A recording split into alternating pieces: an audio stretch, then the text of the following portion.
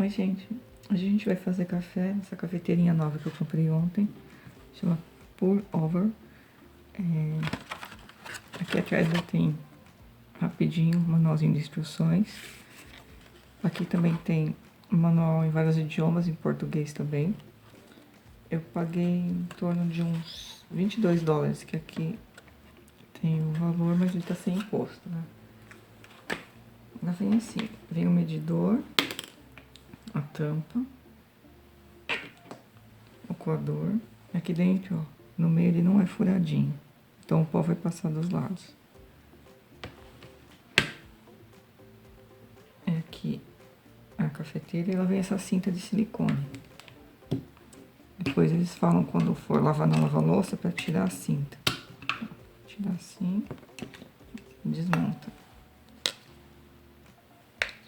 E ela é assim, parece uma jarrinha.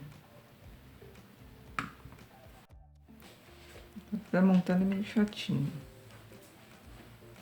Baixa aqui. Coloca a cinta. Esfria.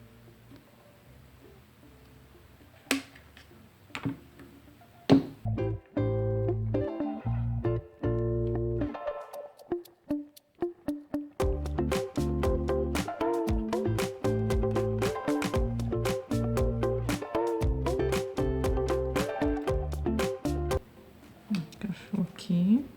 Vamos fechar igual um cinto. Aqui acho que é mais pra segurar quando vai servir. Depois a gente põe aqui dentro o coador. Depois que passar o café, a gente fecha com a tampinha. Fica assim. O café que eu vou fazer, eu vou moer. Comprei ontem esse aqui, esse é italiano.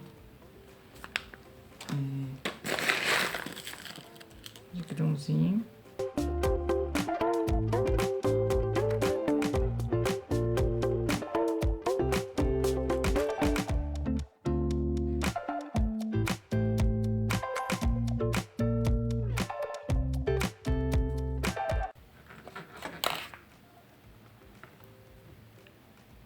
Bom, na instrução eles falam que é uma medidinha dessa para cada xícara de café. Eu vou fazer 1,5 xícaras de café, mas como eu gosto de café mais forte, eu vou usar as 2 medidas.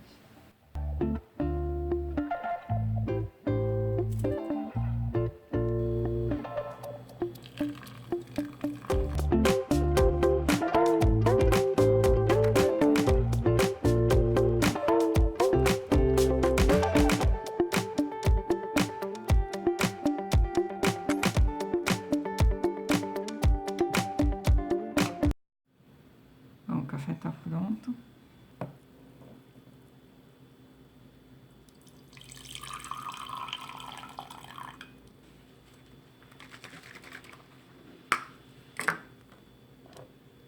Creme.